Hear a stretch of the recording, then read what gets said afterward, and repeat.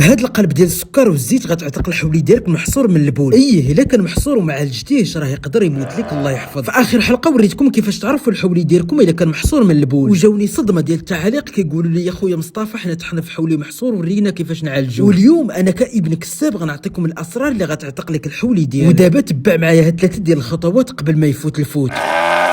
لكن قبل ما نبداو انا مصطفى الاشهب وهذه الحلقه الرابعه من سلسله حولية العيد.